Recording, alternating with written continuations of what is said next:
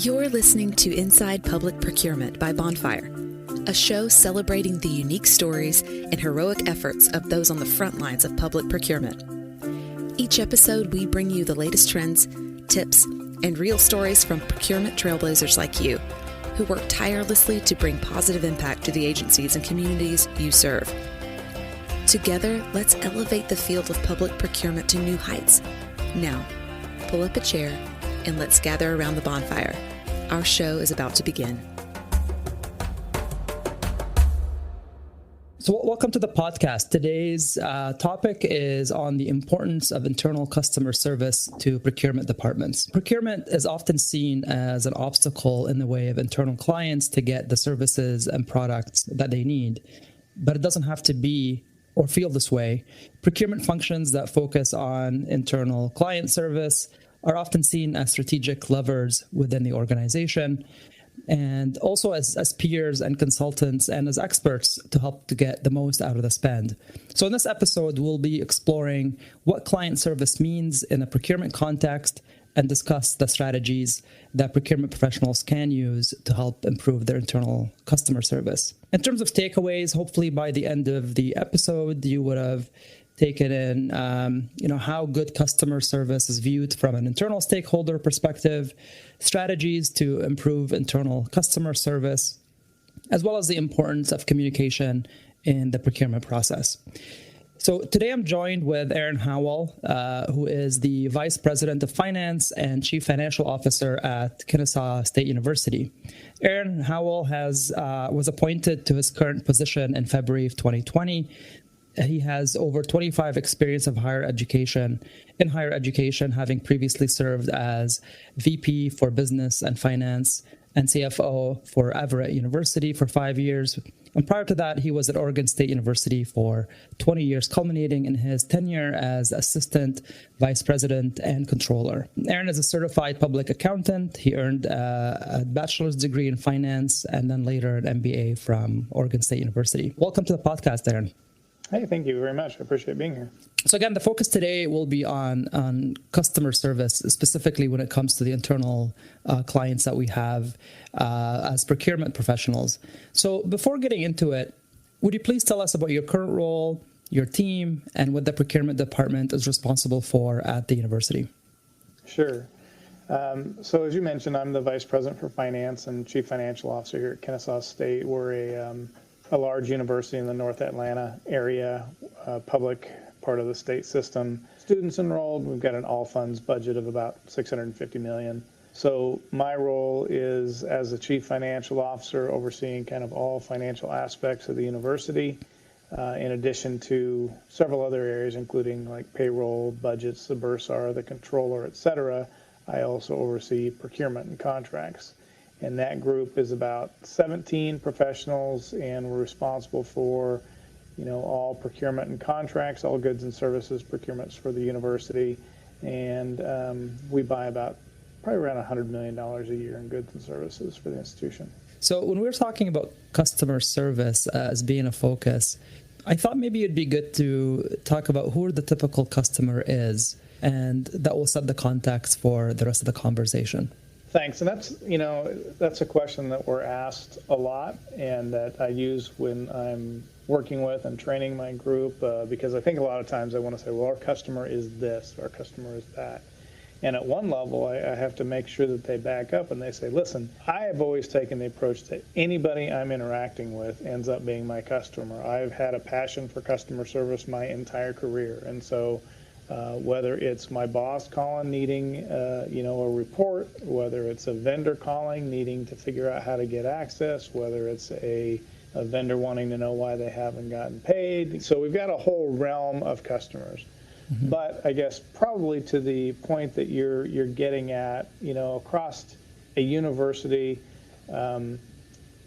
a lot of what we deal with most directly ends up being our academic partners. And so those are our professors, our department heads, our deans, and at an institution like Kennesaw State, being a Research 2 institution, the research mission is extremely important. And so the research endeavor and those that are involved in it, the researchers, what we call them primary investigators, those folks also end up being very important to us. So it's those that are delivering the mission of the institution, and those missions surround around academic offerings and research offerings. Yeah, and the nuance there when we talk about the internal, so versus the vendor experience, which they are customers, and probably something we would cover on another podcast episode, but focusing on the internal, I think it's just to kind of remind ourselves that those individuals who are interacting with the procurement function typically have their own full-time job with their own focuses, and they're really busy. And so from their point of view, they just want to, get whatever they need to be purchased done, or whether it's a service or a product. And it's kind of the procurement process in the back of their mind. And so at the same time, on procurement, we still have to focus on the compliance aspect of it. And it's like, how do we bridge that gap is really what we're going to be talking about a lot more. Okay, so with that, what is, in your opinion, the internal customer looking for from the procurement function? We could talk about maybe the researcher who wants to buy an equipment, or the professor, just to kind of bring it a little bit more, bring it more home. Well, you made an interesting point about how, these folks have day jobs. They're focused on teaching, they're focused on running their department, they're focusing on running their research projects. And I would say that it's actually probably beyond procurement just being in the back of their mind. They don't have a knowledge of what we do in a lot of cases. And I think that creates a real opportunity for you to either excel or to make things really difficult both on them and you. So maybe historically or traditionally, the perception of procurement groups is that they're going to get in their requisition, and as soon as they find one thing wrong, they're going to bat it back to the end user and say, "Well, fix all this stuff," and then send it back. And then it goes into the whole black box of what procurement actually does, and they're just hoping that at the end it spits out something that's good. And so, the traditional answer, unfortunately, some of these end users that may have experienced or had a bad experience with procurement in the past, is a lot of times now they're just saying, "I hope I get the quality I'm looking for, and I hope I get it at a good price, because I too need to stretch my dollars. And by the way, I hope they can get it to me sometime this fiscal year."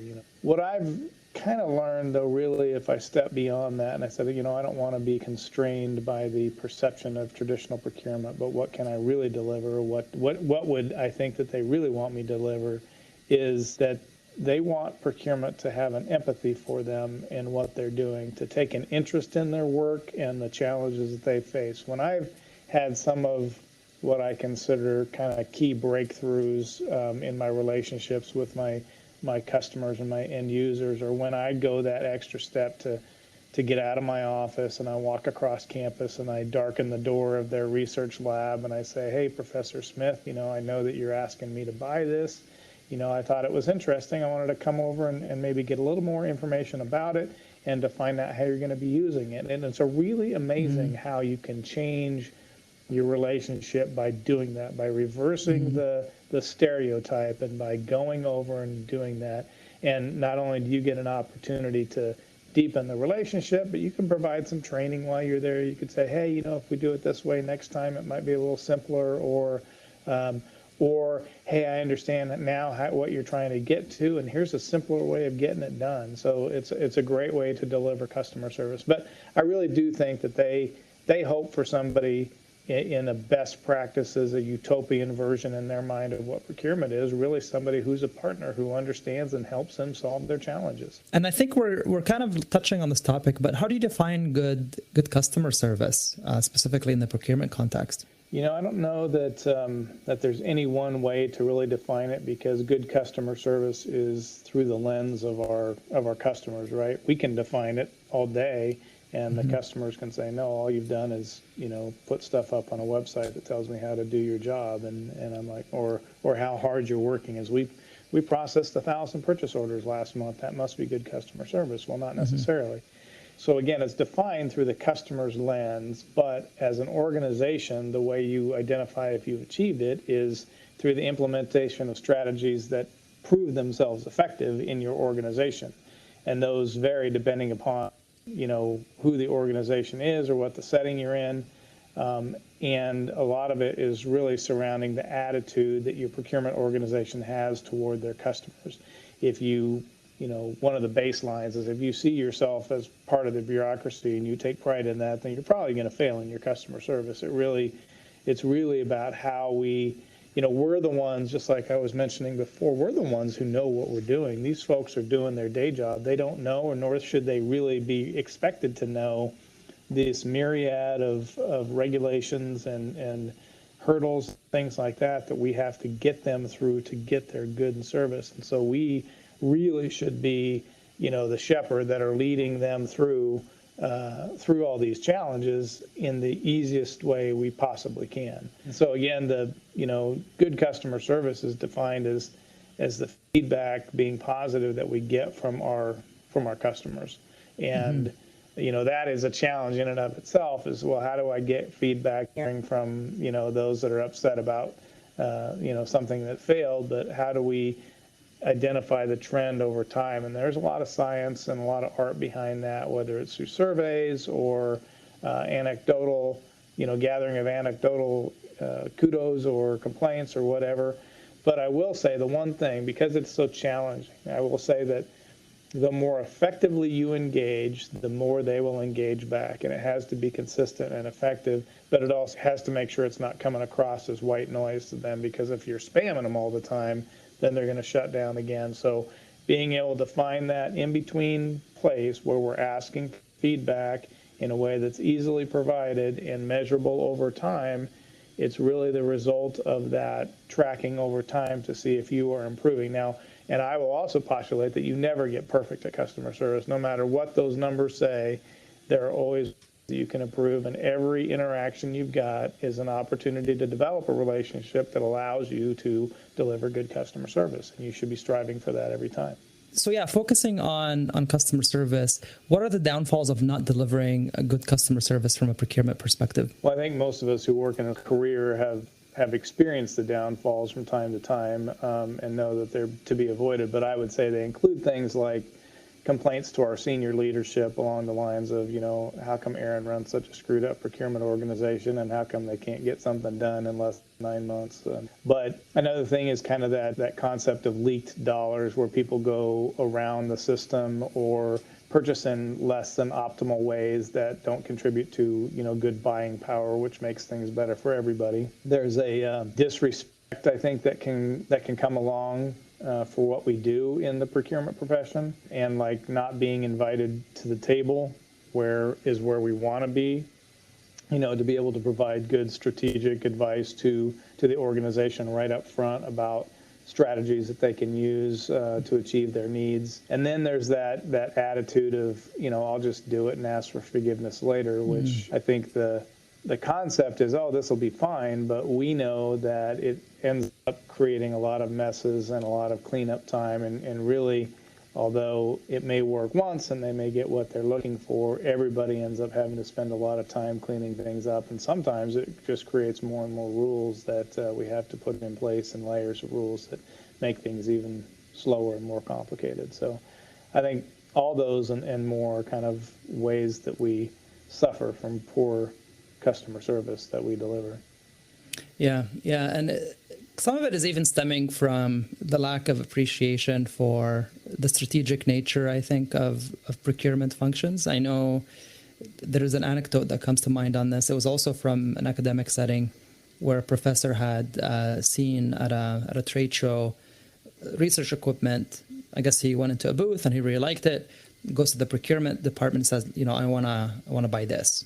And the director of procurement at the time said, great, well, let's do some market research and kind of, instead of just thinking of this particular vendor, let's just see what's out there. And through the process, they actually found better products that perhaps were not represented at that trade show and for a better price. And what that person told me was, that professor's view of procurement changed dramatically after that experience, because they came in with this preconceived notion, you guys just buy me this, and then they ended up with a way better product for the budget that they had. And I think that tells a story about when we actually engage and when we teach other organizations within, our university, for example, here, the power that we can that we have, the skill sets that we have, and the value that we can bring to the table is slowly how you kind of win them over. The challenge remains, though, in that, it's not often that you get the same people dealing with procurement all the time, right? You almost have to have an ongoing education to let people know what you guys can do. Yeah. Okay. So we talked about kind of the worldview of the internal customer. We talked about some of the downfalls. We want to focus now more on the strategies. So, given how important customer service is, what are some of the strategies that you can share with the listeners to improve their own customer service? There's no one strategy or no one facet of a strategy that's going to change and end up being the magic pill for customer service. But I would say the one thing that I've seen that is consistent is one of the things we mentioned earlier. It's that tone from the top, setting the culture within the organization.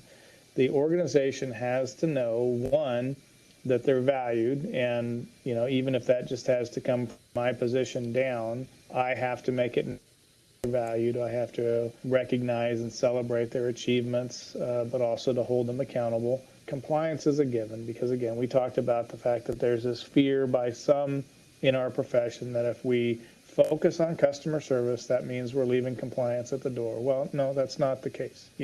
Compliance is a given for me. We're never going to do it wrong.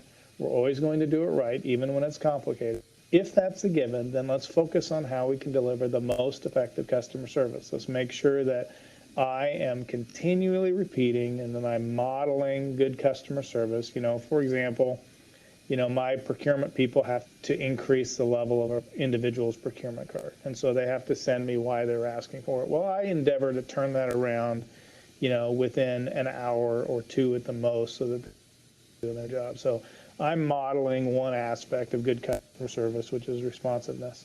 I have to make sure that I'm modeling and I'm always communicating and consistent in my message that our customers are customers and that they're not out there making our lives difficult or creating workload or, a lot of the ways that you can negatively spin that. It's like, no, we're not going to give a negative spin. We're going to give a positive spin.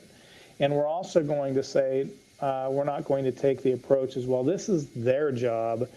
They have to do their job before I can do my job. It's like, you have to be on the lookout when somebody's struggling because that means they don't know how to do their portion of this project. And, in fact, I was talking with my vice president for research the other day, and we were talking about how there's still pockets of this where they're expecting too much out of the researcher or the professor as opposed to trying to stretch our processes to include more of the things that sometimes they can be asked to do. Is because we have to remember, again, just like we've talked about, this isn't their primary job. They don't know what they're doing in this area, and so we really got to reach out and do that. And so, again, all these things, to me, begin to create that culture of customer service. And when there's that consistency of the message and when our folks are held accountable, they know that they need to embrace that culture of good customer service and begin delivering it. So, again, that's my overall umbrella. And then I think if that is the umbrella from the leadership about the tone at the top and creating that culture, then within each particular organization, you're going to have things that work, well for you.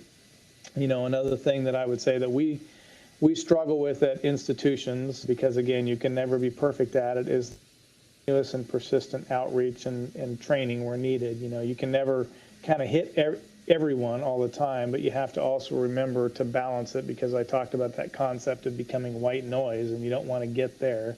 But how do we, appropriately be communicating out to departments? And it also has to not be any one method of communication or directed to any one particular level, but it has to be multifaceted. So it has to have levels that are going top to bottom and wide, so that you can kind of hit as many people as you possibly can, knowing, again, you're never going to be perfect. Just continue to work hard at it. We used some things here, including embedding buyers in departments for a week or two at a time, which begins to create some of that empathy that we talked about before, because they're seeing what's going on in the departments. dedicating resources to prioritized areas. For example, we have a dedicated buyer for our research enterprise. Not that that's the sole resource, but they are consistently focused on that. And we're in the process of hiring a contracts officer who will be, again, focused on research type contracts. Providing opportunities for regular training focused on customer service to our internal team so that they, again, just another way of reinforcing consistently that expectation of customer service. And I mentioned before, celebrating successes.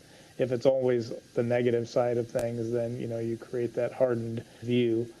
A good friend of mine who is a lifetime procurement professional also try to engage with the recognized most difficult, customers to get their buy-in first. They always say if you can get that person to agree, and they use some colorful language about who that person was, but if you can get that person to agree or to be turned or whatever and be supportive, then a lot of times, that's your biggest challenge, and the rest of the organization may follow suit. Because a lot of times those most difficult customers are sometimes the most loudest too, and have the ear of their peers for one reason or another. Yeah. So, so I think those are just, a variety of different tools that that we are kind of continually working on. Yeah, no, thanks. Those are great. The one I was wanted to dig into a little bit more, the idea of embedding buyers within other departments. I haven't actually come across that before. And I'm curious, what was the outcome of that? And if you can give us a little bit more detail about how that worked. What did it mean for them to be embedded in those other departments? Yeah, so this was pre-pandemic, and it was actually our first phase was roughly in the middle of it when the pandemic hit. But we were literally sending out a buyer into into various areas across the campus, whether it was to sit with our auxiliaries or to go over and sit in the College of Science and Math. And because, we've got laptops and so much of our work is electronic, they can take it, they can go sit anywhere, they can pop up and talk to somebody now who's at the next cubicle instead of across campus. They just overhear things. I'm a big proponent of the osmosis effect of, cubicles and offices and having office doors open. So if you hear a conversation occurring down the hall and you go, hey, that's something that I was working on or that I can help out with, whatever. So those types of things can happen when they're embedded. And I think a lot of it, too, was just this realization by the customer groups that, this is new. They're really trying, they're wanting to understand what we're doing. And so it creates that kind of breakthrough to the relationship, not always, but, fairly consistently. And so that, as we come back in the fall and Georgia and the University System of Georgia and Kennesaw State are all in the anticipation and planning to be kind of life as normal when we come back. And so we will be having a conversation about whether or not we want to reintegrate that as an opportunity. Now, obviously you're not sending all your buyers out all at the same time, but if you can have this rotating thing every 2 weeks, I think it's good for the buyers too. So it's good for our customers because they see that we're trying, but it's good for our buyers too because, one, they maybe get away from the boring office for a couple of weeks and really get to see something that's different and, hopefully expands their skill sets and makes life more interesting for them. But we'll see if we want to, go ahead and integrate another phase of that. It's been a really interesting project.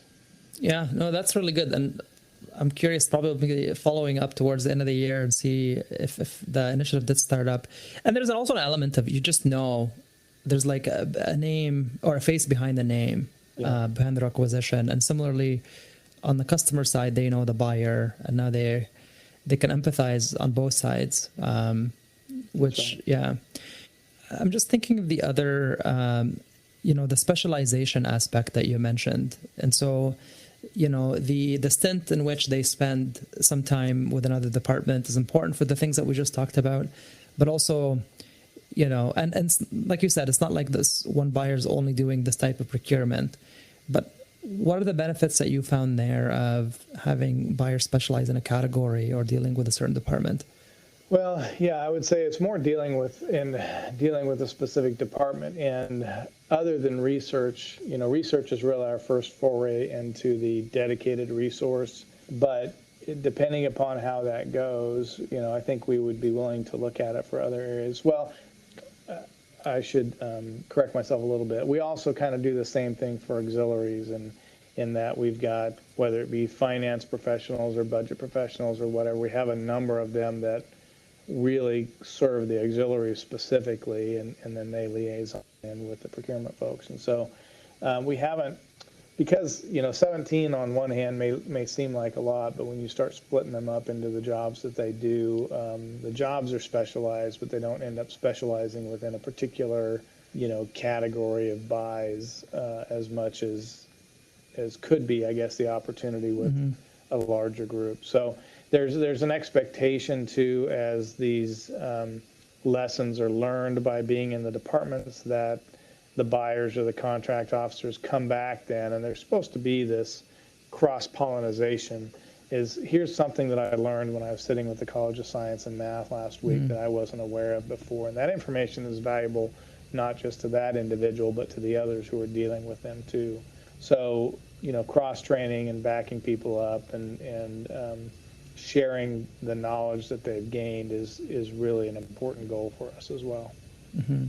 Cool. So we're just gonna wrap up with a question here. It could be about customer service, or it could be just broad.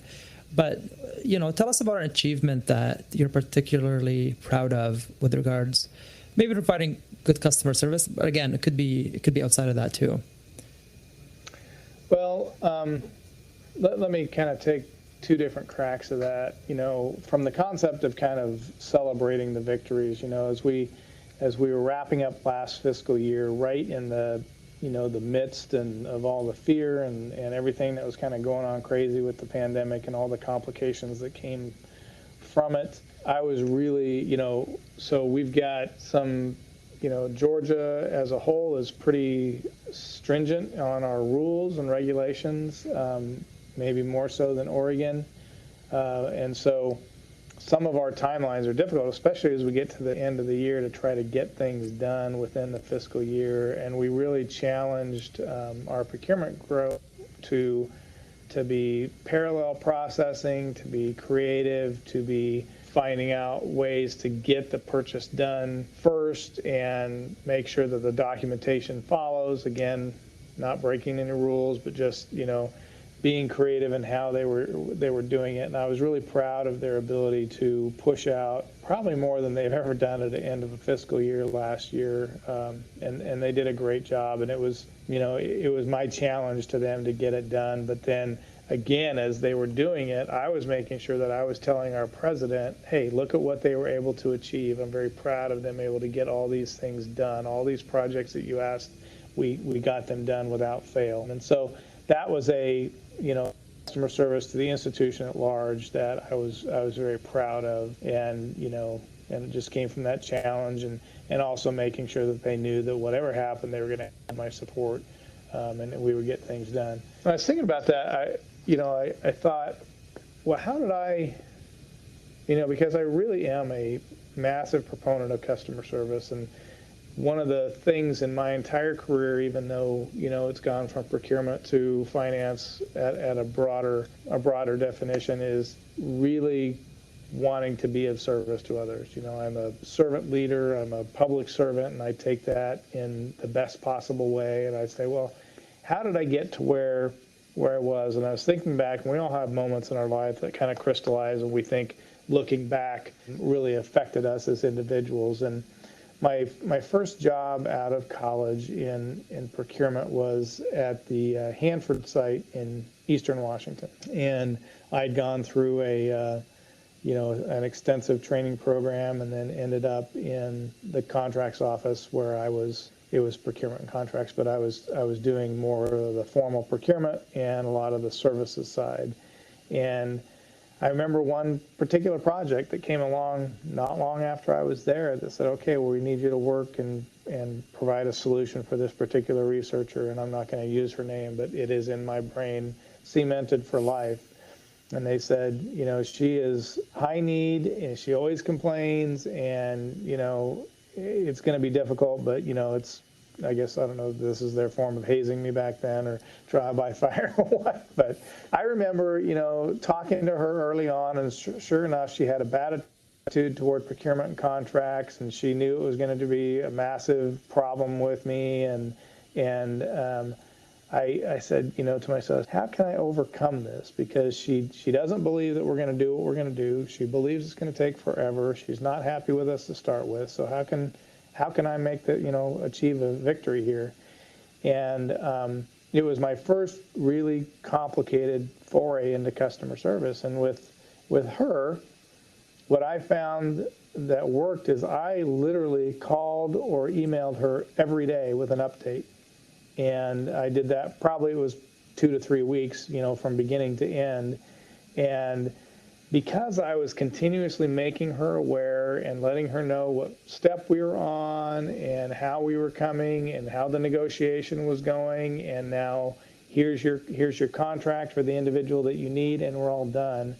She was, she's still kind of an interesting individual, but at the end of it, I could tell she was genuinely pleased.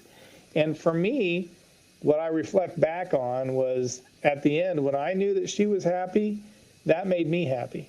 So, not everybody takes pleasure in doing that, but for me, that provision and that demonstration of providing good customer service was something that made me happy and made me feel fulfilled.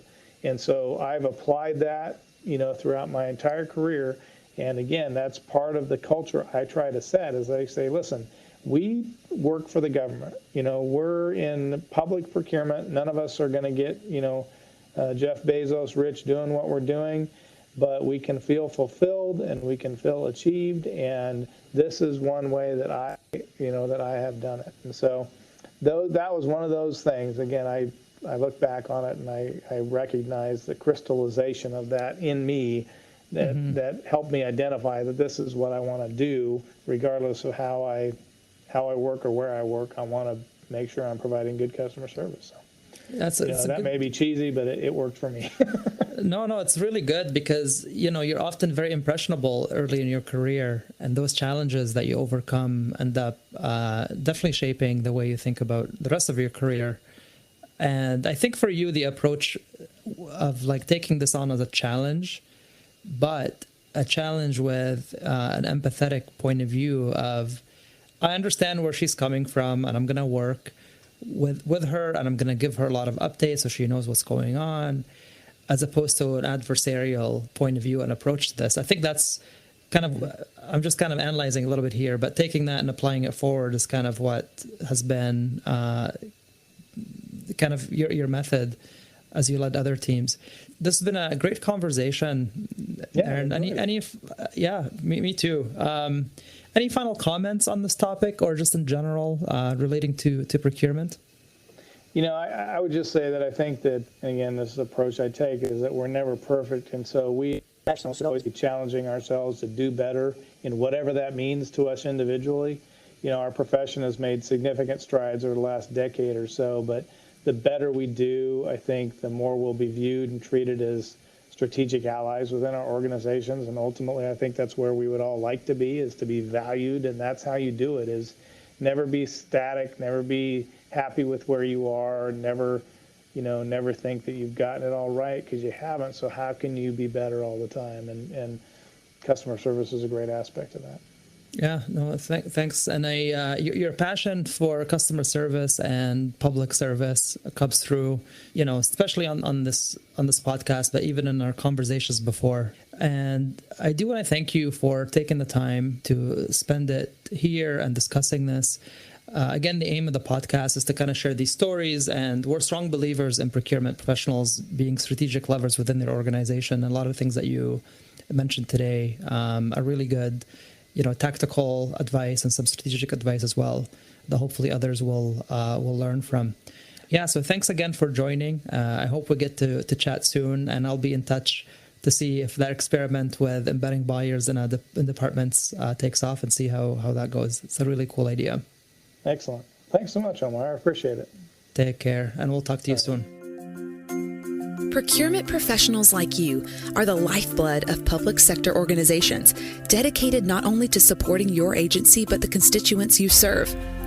That's why we've created the Inside Public Procurement podcast here at Bonfire, a unique place where you can share stories and discuss the topics that matter to public procurement pros. From digitization and the future of public procurement to ensuring a fair and transparent process, we're all about finding new strategies to help your agency succeed. Join us at gobonfire.com to learn more.